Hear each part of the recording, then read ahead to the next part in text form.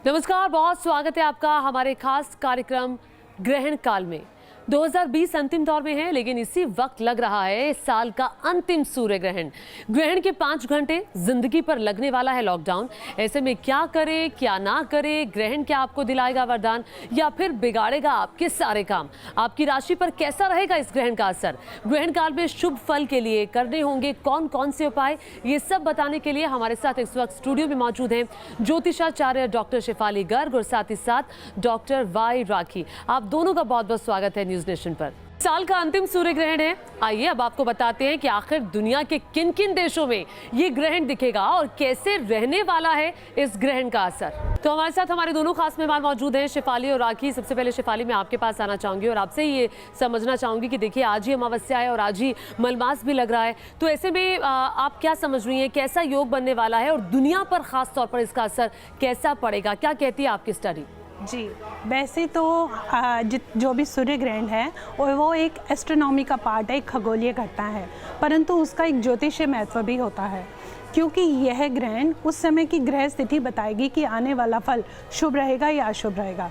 जैसे कि यह एक मिथुन राशि के लगन में शुरू हो रहा है और चंद्रमा उस समय वृश्चिक राशि में ट्रांजिट करेंगे और चंद्रमा उस समय राहु केतु एक्सेस में भी फंसे हैं और 5 ग्रहों की कर्तरी में फंसे हुए हैं। वैसे हम अगर कुल मिला के देखें तो ये ग्रह के कुछ नेगेटिव और कुछ पॉजिटिव इफेक्ट्स पड़ने वाले हैं हमारी पूरी दुनिया पर। यदि हम इसमें भारत की बात करें तो क्योंकि भारत की वृषभ लगन की कुंडली है और वृषभ लगन के 7वें भाव पर ये ग्रहण पड़ रहा है और लगन को देख रहा है, तो कहीं ना कहीं अंतर्राष्ट्रीय संबंधों में इस अगले आने वाले 40 दिनों में थोड़ा प्रभाव देखने को मिलेगा। हमारे विदेशी संबंध थोड़े से खराब हो सकते हैं। अशुभ फलों को दूर कैसे किया जाए ये हम आपको बताएंगे और शुभ फल कैसे आपके पास आए, आपके कैसे काम बने, आपकी तिजोरी कैसे भरे, ये सब आपको बताएंगे आगे। लेकिन उससे पहले राखी भी हमारे साथ मौजूद है। राखी, आप ये बताइए कि भले ही ये ग्रहण का असर भारत पर नहीं है, ग्रहण ज्यादा भारत में नहीं दिखेगा, चूंकि शाम के बाद वो दिखेगा, फिर भी भारत पर इसका क्या असर रहने वाला है? देखिए, मैं आपको एक सीधी सादी बात बताऊं, ग्रहण एक खगोलीय घटना है और जब भी ये खगोलीय घटना होती है तो कुछ डेली रूटीन से अलग होता है। तो कुछ भी अगर आपकी डेली रूटीन से अलग होता है, आप ऑफिस जाते हैं, एक दिन आपको ज़्यादा ट्रैफिक मिलता है तो आप फंस जाते हैं, तो आपका पूरा दिन उस दिन जो है ना खिचपिच में निकलता है। तो अब जब समाज के अंदर खगोलीय घटना हो तो उसका असर आपकी मेरी ज़िंदगी पर पड़ेगा, देश और दुनिया पर पड़ेगा। किसानों का जो आंदोलन चल रहा है इसको अभी और राहत नहीं मिलेगी, किसी बड़े नेता अभिनेता की मृत्यु हो सकती है। और मैं आपको फिर से बता दूं कि ये जो खास मुसीबतें हैं बड़े लोगों के लिए ही हैं। अगर हम फिल्म इंडस्ट्री की बात करें तो फिर सुशांत सिंह राजपूत जैसा कोई केस हमारे सामने खुलासा हो सकता है, लेकिन आम जनता को डरने या घबराने की बात नहीं है। लेकिन हाँ, क्योंकि सूर्य हमारा पिता है तो अपनी आत्मा का ध्यान ज्यादा रखें, मतलब आप आत्मचिंतन ज्यादा करें, भजन ज्यादा करें, कर्म अच्छे करें, मन से खुश रहें। खगोलीय घटना है, अगर नेगेटिव इफेक्ट देगी तो पॉजिटिव ये देगी कि कोरोना की मेडिसिन बने या ना बने, लेकिन ऑटोमेटिकली कोरोना के केसेस कम होने शुरू हो जाएंगे और जो लोग मरीज हैं उन्हें राहत मिलनी शुरू हो जाएगी। और खर मास का मतलब ही है, मल मास का मतलब ही है कि भक्ति भाव, कृष्ण की पूजा, हरि विष्णु की पूजा, तो वो पूजा पाठ आप ज्यादा करेंगे, आप गंगा स्नान करेंगे तो आपको बहुत फायदा हो। पृथ्वी और सूर्य के बीच में जब चंद्रमा आता है तो उस घटना को कहा जाता है सूर्य ग्रहण। विज्ञान तो सिर्फ इसे खगोलीय घटना मानता है, जैसे हमारे मेहमान भी कह रहे हैं, लेकिन ज्योतिष शास्त्र में इस घटना को काफी महत्वपूर्ण माना जाता है, जो आपकी पूरी जिंदगी को बदल कर रख सकता है। ऐसे में आइए शेफाली जी से जान लेते हैं कि आज के दिन आपको ग्रहण काल में क्या क्या सावधानी बरतनी है। शेफाली, बताइए हमारे दर्शकों को आज क्या सावधानी बरतनी है? सूर्य ग्रहण के समय आपको बहुत सी चीज़ों का ध्यान रखना है। आपको नंगी आंखों से ग्रहण को नहीं देखना है, आंखों पर एक विशेष तरह के चश्मे का इस्तेमाल आपको करना चाहिए कि वो आपके रेटिना को सेव कर सके। ग्रहण के समय क्योंकि हमारी पाचन शक्ति कमज़ोर हो जाती है तो आपको कोई भी चीज़ खानी पीनी नहीं चाहिए। आपको पानी पीने से भी बचना चाहिए क्योंकि उस पर कहीं ना कहीं रेडिएशन का प्रभाव हो जाता है। आपको इस समय पूजा पाठ का ध्यान करना चाहिए कि आप मन में ईश्वर का चिंतन करें, मनन करें। और जो गर्भवती महिलाएं हैं उन्हें कोशिश करनी चाहिए बाहर ना निकले कि इस तरह का रेडिएशन उनके बच्चे के लिए हानिकारक हो सकता है। तो ये तो शेफाली ने आपको बता दिया कि क्या नहीं करना चाहिए, क्या सावधानियां आपको बरतनी है। राखी भी हमारे साथ मौजूद है। राखी, आप बताइए, ग्रहण को लेकर बहुत सारे मिथ भी हमारे समाज में फैले हुए हैं, तरह तरह की भ्रांतियां हैं, तो ग्रहण के अशुभ फलों को दूर करने के लिए आखिर हमें क्या करना चाहिए कि लोगों की तिजोरियां भर जाएं? देखिए, बात आपने बहुत सही कही। 2020 में जैसा हुआ है, लोग चाहते हैं कि ग्रहण काल में तिजोरियां भरें। महामृत्युंजय का मंत्र जाप आपके लिए बहुत अच्छा रहेगा और आदित्य हृदय स्रोत का पाठ बहुत लाभकारी होगा। इसके साथ बोलना चाहूंगी कि घर में गंगा जल का छिड़काव जरूर करें, लेकिन स्वयं पानी ना पिएं। जैसे कि शेफाली जी ने कहा, ग्रहण के समय या उसके बाद आपके घर में जितनी भी वस्तु हैं ग्रहण से जुड़ी हुई होती हैं, जैसे गेहूं हो गई, गुड़ हो गई, तांबा हो गया, लाल कपड़े हो गए, यहाँ तक कि सोना भी हो गया, इनका आप दान जरूर करें। तो राखी और शेफाली से हमारे दर्शकों ने समझ लिया कि क्या करना है, क्या नहीं करना, सावधानी कौन सी बरतनी है और क्या चीज आप करेंगे कि आपको शुभ फल मिलेगा। लेकिन अब वक्त आ गया है उस घड़ी का जिसका आप सबको बेसब्री से इंतजार है। जी हाँ, आपकी राशि पर क्या असर रहने वाला है इस ग्रहण का। राखी, आपसे शुरुआत करती हूँ, बताइए राशियों पर क्या असर रहेगा। चलिए, सबसे पहले मेष राशि की बात कर लेते हैं। और अगर मेष राशि की बात करें तो मैं आपको बता दूं, आप किसी भी राशि के, आपको अपनी राशि नहीं भी पता तो हम जो राशि आपको बता रहे हैं वो चंद्र राशि से बता रहे हैं, तो डरने की जरूरत है। मेष राशि, आयु भाव में लग रहा है ये ग्रहण, सेहत पर होगा बुरा असर, लेकिन काली गाय का दान करना। अब आप दान ना भी कर सके, पैसों की कमी हो, तो काली गाय को एक रोटी तो खिला सकते हैं ग्रहण के बाद, वो खिला दीजिएगा, आपका भला ही भला होगा। और हाँ, मेष राशि का स्वामी मंगल है, इसीलिए आपसे कहूंगी कि अपने बड़े भाई के पांव जरूर छुएं।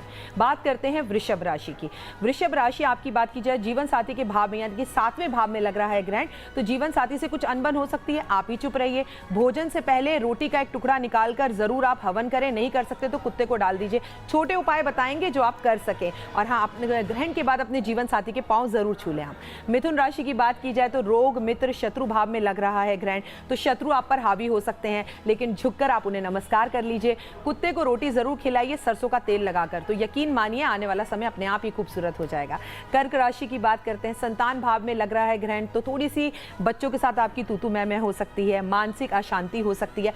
शुभ फल पाने के लिए अपने हाथ से भी और बच्चों के हाथ से भी पक्षियों को दाना जरूर डलवाएं आप, और बच्चों का माथा चूम लीजिए, बस इतना कर लीजिए। सिंह राशि की बात करें तो मातृ भाव में लग रहा है ग्रहण, तो माँ की सेहत का थोड़ा ध्यान रखें। माँ का हाथ पकड़कर बस इतना कह दीजिए, माँ मैं तेरे साथ हूँ। और शुभ फल प्राप्त करने के लिए माँ के पांव जरूर दबाएं और जरूरतमंद व्यक्तियों को भोजन कराएं, ये आपकी जिम्मेदारी भी है। कन्या राशि की बात कर लेते हैं। आपके 4थे भाव में ये जो है ग्रहण लगने जा रहा है, जो माँ का घर और सुख भाव भी होता है। भाई बहनों के साथ थोड़े से रिश्ते बिगड़ सकते हैं, धार्मिक कार्यों में आपको मन लगाना होगा। भाई बहनों को बस हाथ पकड़कर इतना बता दीजिए कि वो आपके लिए बहुत स्पेशल है, सब अच्छा होगा। गायत्री मंत्र का जाप जरूर करें। आगे बढ़ते हैं और शेफाली भी हमारे साथ मौजूद है। शेफाली, जरा ये बता दीजिए फटाफट से, क्योंकि आपने जब शुरुआत की थी तो आपने कहा था कि अशुभ फल देने वाला भी है, ये अशुभ फल को शुभ फल पे कैसे ट्रांसफर किया जाए, उपाय जरा बता दीजिए।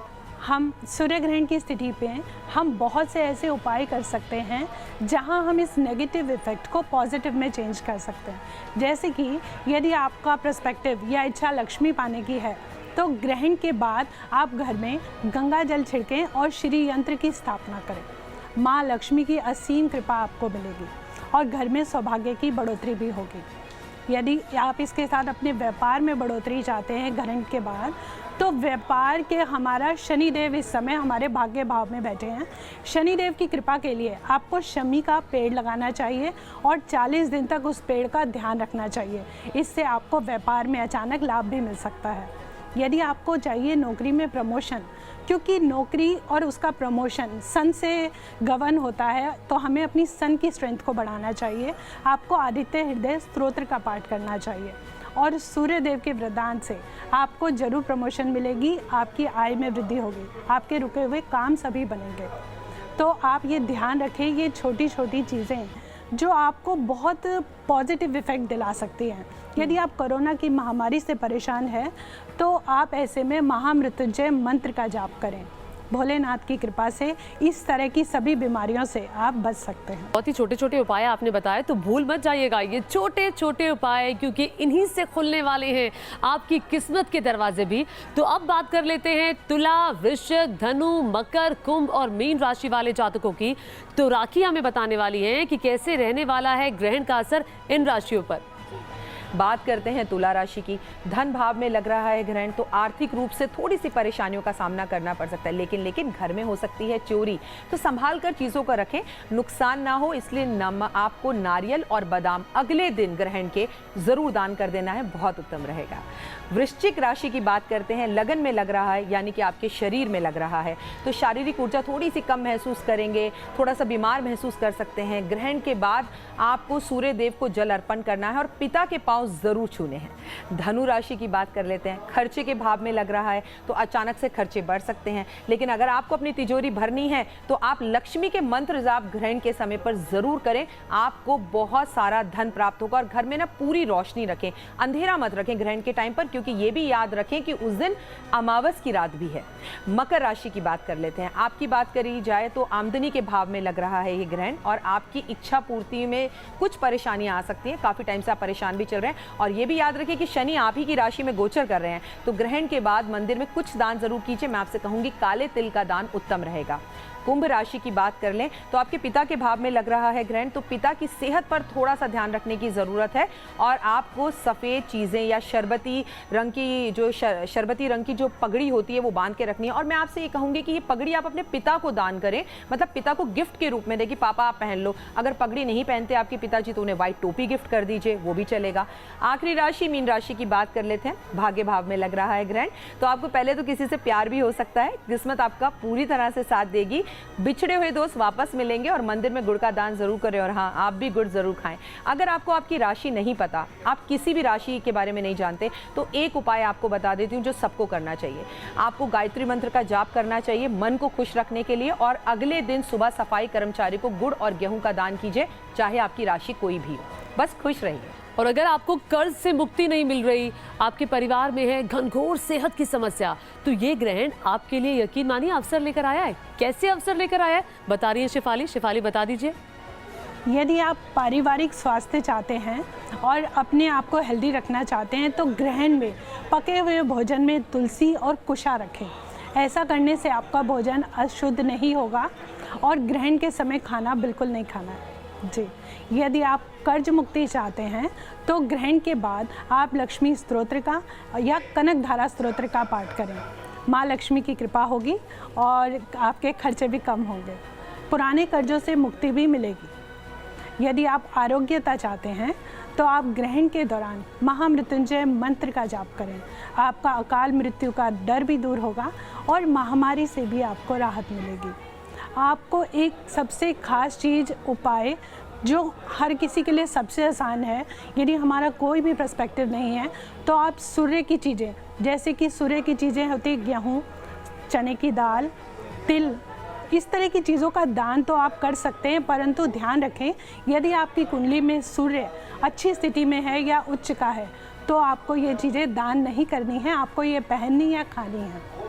तो आपने राखी और शेफाली से जाना बहुत ही आसान शब्दों में कि सूर्य ग्रहण के वक्त क्या करना है क्या नहीं करना है, और राशियों पर कैसा प्रभाव रहने वाला है, भारत दुनिया सब पर प्रभाव कैसा रहेगा। बहुत शुक्रिया आप दोनों का स्टूडियो में आने के लिए, हमारे साथ जुड़ने के लिए। और इसी के साथ हमारी इस खास पेशकश में अभी के लिए इतना ही, लेकिन याद रखिएगा 7:03 से लगने वाला है सूर्य ग्रहण, तो सावधानी जरूर बरतें। एक छोटे से ब्रेक के लिए यहाँ रुक रहे हैं, जरूर देखते रहिए न्यूज़ नेशन।